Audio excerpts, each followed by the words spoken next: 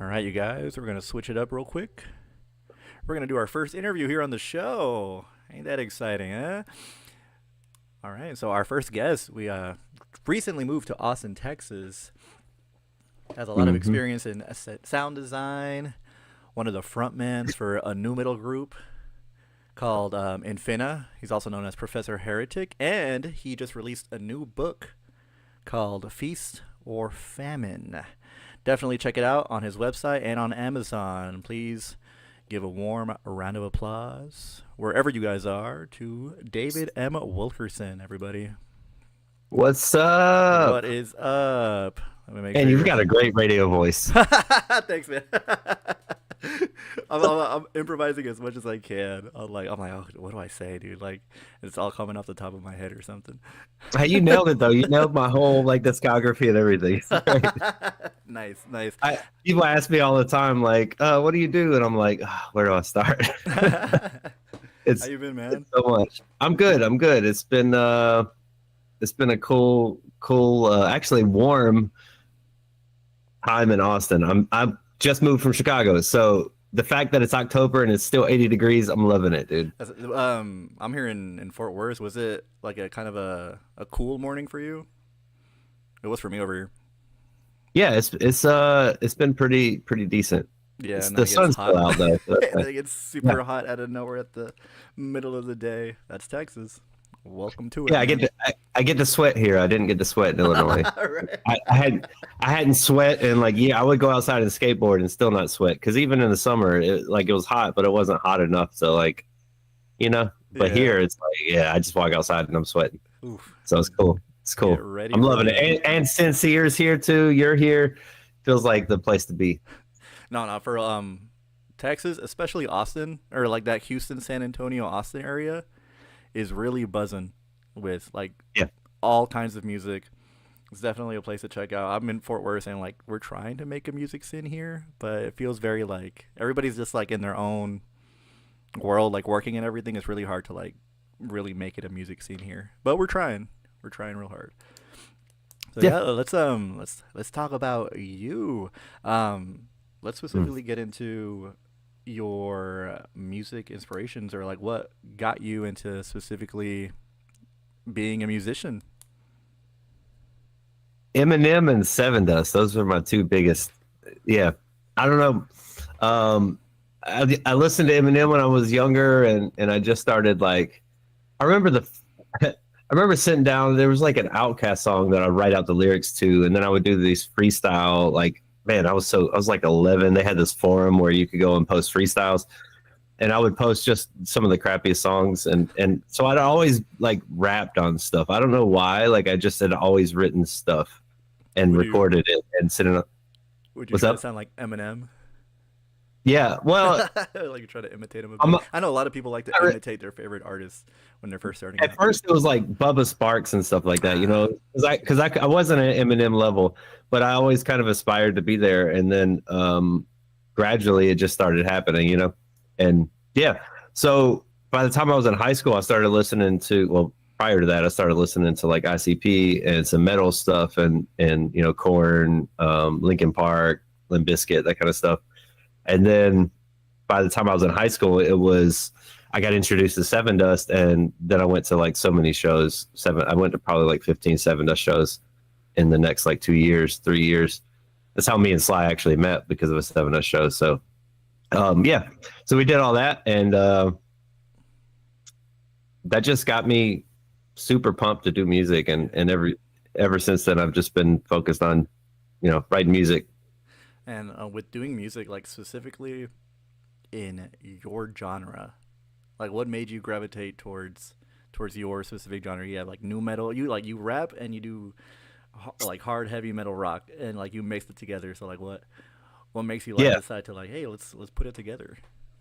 Yeah, the first band we had, Attempt to Fail, it was more like Rage Against the Machines. And I didn't know what Rage Against the Machines was at the time. I'd heard it because I listened to a lot of I played Tony Hawk Pro Skater all the time. So, Rage Against the Machines was playing, and I didn't know who they were. Once I found out who they were, I realized this is what we're doing. So we started covering a lot of Rage. And then our second band, I started listening to Amir, Okay. and more deathcore stuff. And we just decided we wanted to be heavier. And I always loved Slipknot, so we started wearing masks and showing up at and that blew up pretty quickly in Chicago. And then 7 people in a band, it's a lot. It's like being married to 6 dudes, and it's a lot. It's a lot to manage all the time. So that came to an end eventually. But yeah, we had always just, I don't know. We just, because of my rap background and because of Slide's upbringing, his urban upbringing, as much as we loved metal, the rap stuff just kind of always found its way in, even when we weren't trying. Like our new song, Kaiju, like he wasn't trying to rap on that. It was, we wanted to do more of like a Deftones, Manson-y kind of vibe thing on it. And he just started writing and it came out sort of like a rap.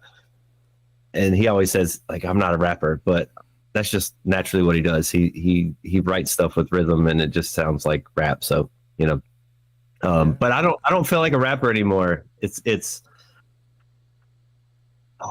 one of those things where, like, as you get older, the things that I used to talk about in rap, like, it's hard for me to break those patterns. And because I've got 4 kids and everything now, different worldview, different life view, it doesn't feel like me. It doesn't feel like my personality. I could still do it, but it just doesn't feel authentic when I do it. So I've kind of pulled back away from it, and that's our attempt with Kaiju. And the next couple of songs that are coming is more Deftones-y and Nine Inch Nails sort of vibes than anything. Nice. Yeah. Kaiju. I love the original one, and I love the Iconic remix. Iconic remix, yeah. Like Iconic really makes it more rock and roll with the stuff that he had. It's real good. We had it on the show. If you want to check it out, definitely look it up on YouTube and on Spotify and on all the things. So with like doing music, yeah, as you grow, you just mentioned you have a family, and like how does that not that it makes it more difficult, which I mean I have a kid too, so like we have to separate certain times to focus on our craft. Like how do you manage with 4 kids especially to do your thing? Yeah. I don't know. That's a tough one. I have a wife. It helps. No, when we first started back in 2009, 2010, whenever it was just me and my daughter. So I didn't have anybody to help, and that was difficult. She came to practice with me and everything. So she was used to the loud music, and she's became like a huge Deftones, Korn, new metal kind of fan. Nice. She's an all girl, it just kind of happened. So she was just along for the ride, but now that I have 4, I can't bring all 4 everywhere I go. So we just came to terms with the fact that, or at least I have, that touring isn't necessarily, like, going to play a bunch of shows isn't a viable option until the money's there, because having to leave them would make it difficult on my wife if the money wasn't there to pay for like nannies and stuff. Yeah. So we're taking a different route than we did initially. Initially we were playing a lot of live shows, and now we're not. So oh, that's okay. I mean, like, as they get older, you'll definitely be able to bring them around more. I bet I think I've seen them in your videos. They're pretty young, and it'd be hard to take them everywhere, especially like local scenes. It can be a lot checking in on them and like making sure they're all right, especially when you have to perform. But hopefully when they get older, they'll definitely join you. Make them what's it called? Make them roadies and have them help you set up all this stuff. That's awesome. Well, yeah, that would be awesome. Raising the kids right on the alt scene, dude, definitely. Do you have what else are you up to in the music scene? I know you just released a new book called Feast or Famine. Yeah. Musicians Feast or Famine. It's out on Amazon. It's a book that's meant to help people build their foundations. It's what all of the clients in my I started a program called 1000 Club, sort of like a course / community. It's the main takeaway that they had from it, the thing that like impacted them the most, is what I put in the book. So it's the short version of that. So if you read it, it's got enough information that you can go enact it. But if you need help further than that, that's when that's when the program steps in. Also, I'm doing PR. Well, I'm making the list now to do PR for a band called Hotbox. They're pretty big. So I got that deal, working on that. And then after that, I'm going to start doing 30-day sprints and PR for other people as well. I just talked to Making It Mag, and they're going to partner with me on some things, doing some workshops for him. And he's sending the book to like thousands and thousands of he's got so many urban, that's rap, hip hop, whatever. Like he's got so many urban clients in his membership circle that he's just going to send it out to all of them. So that's been pretty cool. Also, I'm starting to manage bands too. I've got Master of Mischief has agreed, and Fireside Shadow as last night we talked about it. So I'm going to be making those announcements on Instagram. So I do a lot, PR, management, and courses as well to try to help people build foundations and figure out what's next. What are you doing? Like, how can I use my 15 years of experience moving forward to help other people skip the line a little bit? You know what I mean? Yeah. So it can, as an artist myself, like it can be really hard getting your face out there. And like we've talked about it before, like on the phone, like there's almost this cringe feeling of promoting yourself and not wanting to do it, or like putting yourself out there, and just basically it's like that fear of rejection, or like that fear of not getting validated for the stuff that you do. And it's almost like having somebody else be right there supporting you, or like kind of like shouting you out without them having to do anything helps a lot. I mean, you specifically doing that with your 1,000 Club and your book, it helps a lot of artists realize that they shouldn't be so hard on themselves about the stuff that they do, or about their craft, because it's really easy for us to kind of just make something and then be like, nah, this is crap. Nobody wants to listen to this. Nobody wants to hear this. And you need somebody else that's there, like supporting you, and being like, hey, like if you really believe in yourself and you let me help you, we can do something big, and like we can create something. And like in the book says, you don't need 1,000 fans. you don't even need 500 fans. Like just 50. Just 50. Even like it's all about getting those super fans at this point, and trying to make them really love what you're doing.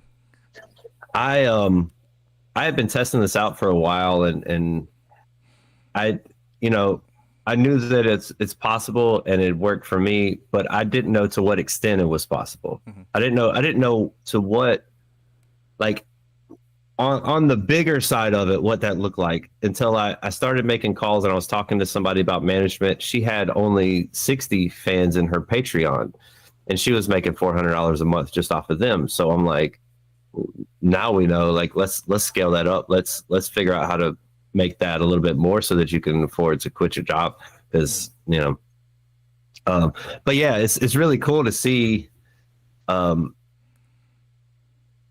how these like simple ideas of taking care of people, caring about people, and stewarding them well to make sure that you're bringing them value all the time. Mm-hmm. How those concepts move into musicians, because I think we have a habit of like, let's go get more fans, let's go find more people, and then we forget about the 5 or 6 people that are there all the time. Not that you forget about all of them. Usually there's like 1 or 2 that you remember, but to have a list of everybody that's ever spent money with you, and to make sure that you appreciate them and are involving them as often as possible, it's the key to building. And I think if your foundation is rough because you're in a hurry to get to the top, right, mm-hmm. then it's all going to fall when you get there, because you just keep looking for new people and losing old people. And so, yeah, I think as artists, we're dreamers. We're like, as artists, we're big dreamers, and so it's easy for us to really get lost in our thoughts and imagine big levels of fame, big levels of music, when like in reality, like most of the artists that aren't even like that. Some of your favorite artists are not like that at all. And so we as like musicians and artists, we really gotta ground ourselves and really think hard, like, okay, like don't aim like maybe aim for 1 million. Like that'd be great, but like start off in a way to where like an attainable goal per se, because like you said, you don't want to aim too high and like potentially burn yourself or for not having a foundation. I wouldn't say attainable.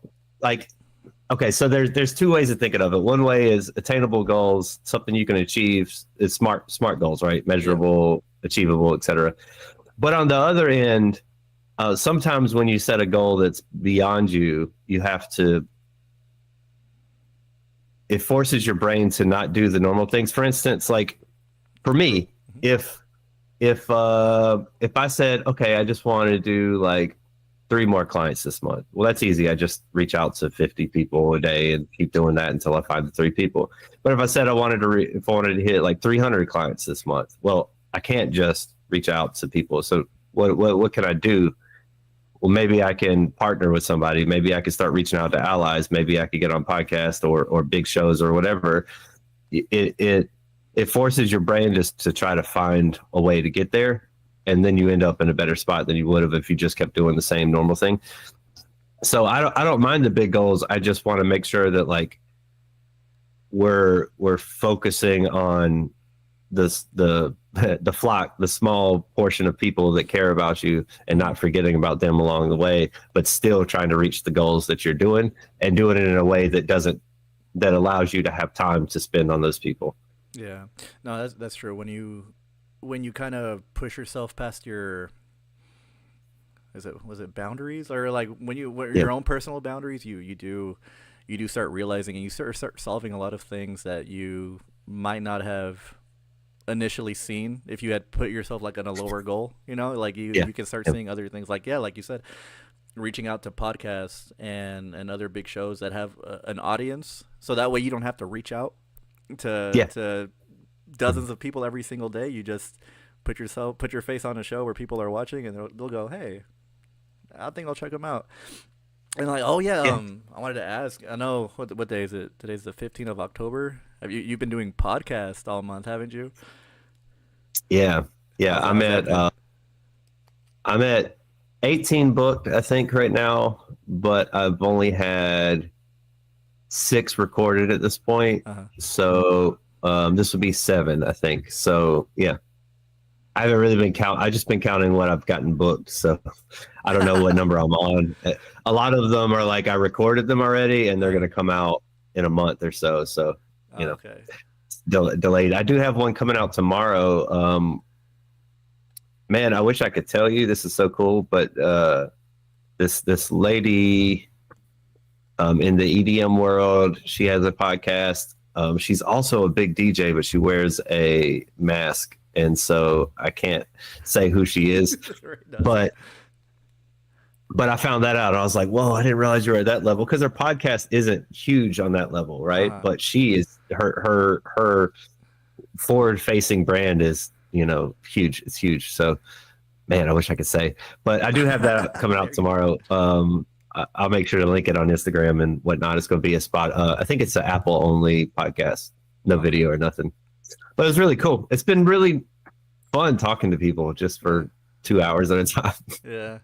Nice. Yeah, we'll have this episode up, I think maybe later tonight. I'll edit it down, do some other additions to it, and then I'll have it up on this channel. For we have our live shows here, showcasing all of the artists and the songs, but that shows up only on the live section on YouTube. There's a video section that I need to upload videos to in order to get more traction. And I was hoping maybe with more interviews, more specific artist spots, we can help push the algorithm however it works, and at the end, especially with you doing more interviews and they're getting more uploaded, your name is kind of getting uploaded more into the Google search. And so with the more videos that you do and the more interviews that you get uploaded, you'll be found easier.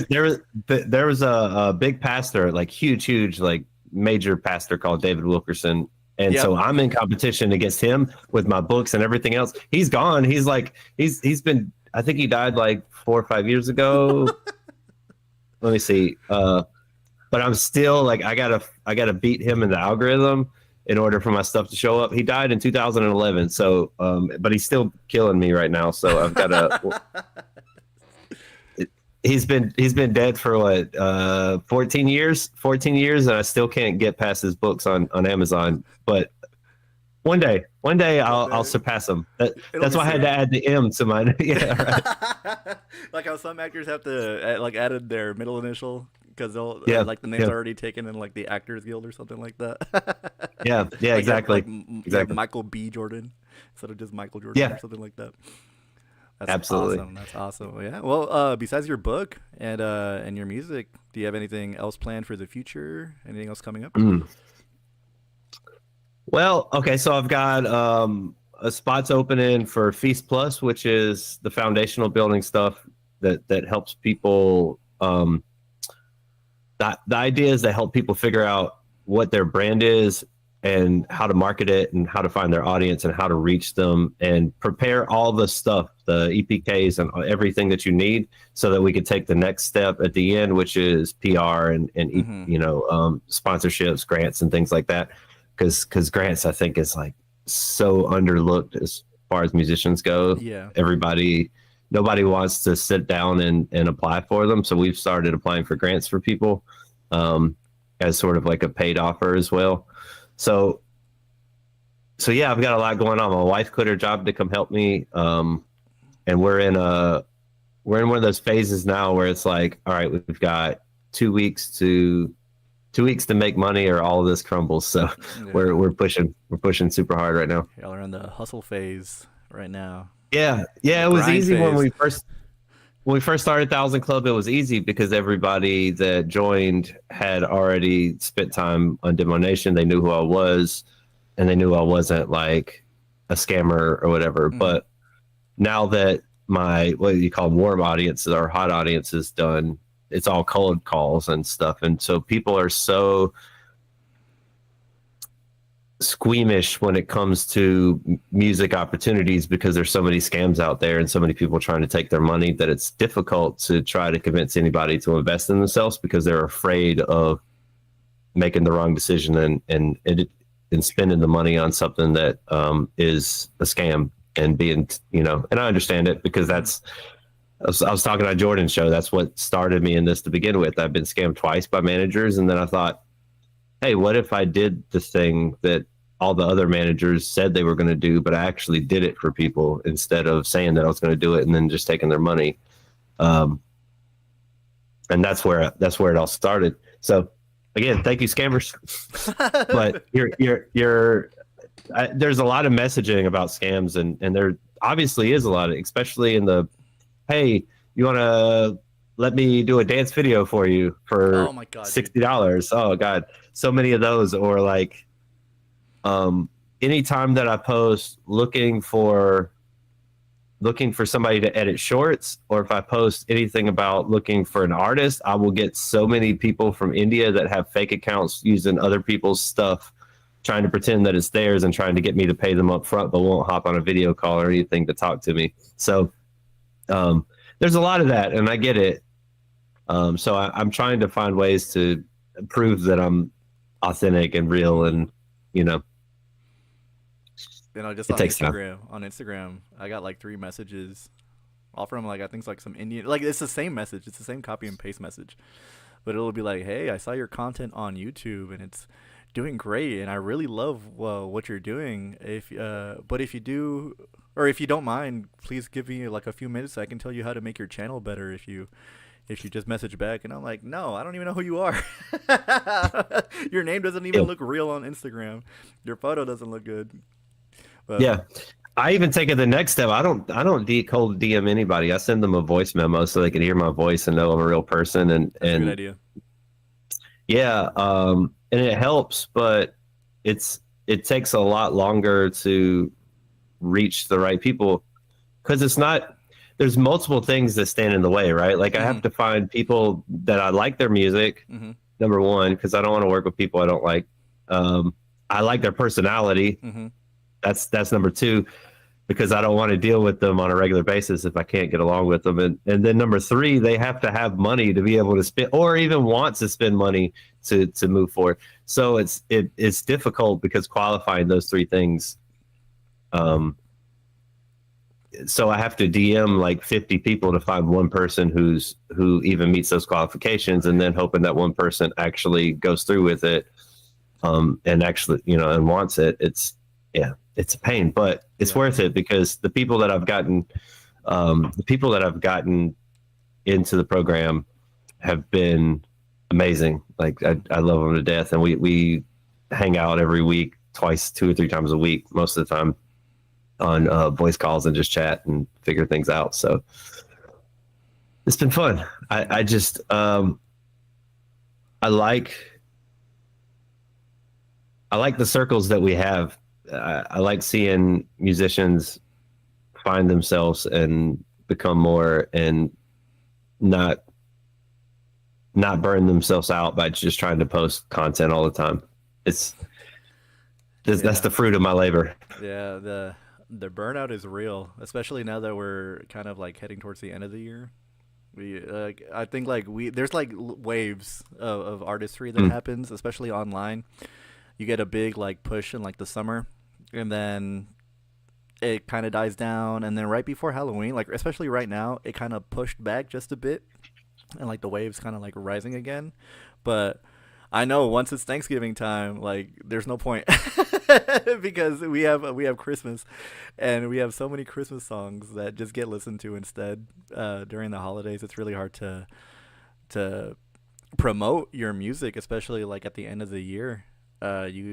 Everybody's focused on the holidays and finishing the year. They're like, I don't want to listen to a new song. I'll listen to it next year or something like that. But either way, like we still got to try. we can't let ourselves get burnt out by not getting likes or something like that, or listens on our Instagrams or something like that.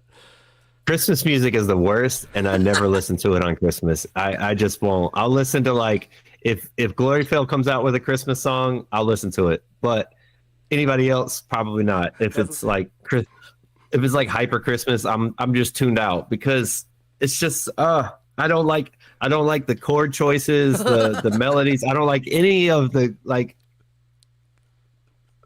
The only Christmas albums that I really liked was like ICP had a Christmas album. I enjoyed that. But yeah, something about it. It's just not my thing. It's not my thing. So I don't. And for people like me, I'm looking for music around Christmas time, because I need something to drown out all the Christmas music. Yeah. So I think there is space for people to put out non-Christmas music and have it succeed. It's just, I think the big problem is everyone is busy with their parents and stuff. And so they're probably not going to be listening to, they're probably not going to be blasting Spectre Fallen at Christmas with their, with their family. If they are, props to them. I wish my family would listen to some Spectre, but, yeah, that's probably not the case. I definitely wouldn't be turning on the radio and blasting it with my mom. So right, yeah, that's where I'm at. I'm thinking about 2 months from now. I'm like, do I want to make a Christmas special, or do I just want to make a normal week of that'd music? Be cool. Yeah, like that's what I wanted to ask. Like I think it's 2 weeks until Halloween. I don't know if I want to do like a Halloween special, or like maybe like specifically on like the Friday, because I think Halloween falls on Friday this year. Maybe I'll do one. I'm still thinking about it. But like for Christmas, I might do a Christmas one. I'll ask around if any indie artists have any Christmas music that they released this year or last year recently, so that we don't have to listen to Mariah Carey every day. Something else. The Christmas music that we have is the same 25 songs every single year, and nothing new comes out. Bro, Halloween's my favorite. Spectre said he is making a Christmas special called an Xbox for Christmas. Gotta include the Xbox Game Pass for sure. Yeah. DLL Files drops 2 Halloween special. Love it, man. All I want for Christmas is you, Franklin and Dominique. Dominique. Sorry, I had to go to chat for a second. She's watching the show. Oh, that's your girl? Yeah, that's so funny. That's so funny. She's at work right now. She's watching. Get back to work. Yeah. She's listening on her headphones. All right. Well, thanks so much, David. Thanks so much for sitting here and talking for a bit with me. I'm excited to see what you do soon in the future, especially with all of the artists that you're managing now. Bro, if you haven't checked out Hotbox, if you like the craziest rap metal stuff ever, like, dude, Hotbox is insane. I'm so happy that I get to work with them on this PR stuff. They're killing it on Instagram. Like, I think they hit like 11,000 monthlies on Spotify, which is something we're trying to fix. But their Instagram is blowing up. It's like, well, you'll see it when you check out their Instagram. It's going like crazy. So, and they just moved to LA about 2 years ago. So they're LA based band. Nice. Everything's I can't say enough good things about them. If you want to check out Hotbox, HOTBOX, Hotbox, yeah. And then Fireside Shadows, brand new, managing her, and Masters of Mischief too. He's doing a lot of cool things. He's doing radio as well, online radio, and you can get Feast or Famine on Amazon, or you could DM me, and I'll make sure you get it. Otherwise, just DM me if you need something. I'm here to help. I got a lot of free resources, a lot of free stuff, and some paid stuff. So show up with your wallet because I need some help. Yeah. Is there anything else you want to plug in before we go for yourself? No, I think that's it. I think we hit everything. I'm hoping to get some new Infinite out soon, and Sly's moving. He just got his apartment here in Austin, but he's still got to go out and do his thing. So he'll be here when he's here, hopefully in 3 weeks. All right. Sounds good. Well, thank you so much, David. This has been David M. Wilkerson on FXMC Radio. Check out Feast or Famine on Amazon or on Wilkerson.media. Is that your website? Yeah. Wilkerson.media. You can find it for $3, and if that doesn't entice you to buy it, then I don't know what will, honestly. Anyways, thanks so much, David. I'll see you soon, man. Thank you. All right. Have a good. You too, man. All right, that was David M. Wilkerson, dude. Such a good guy.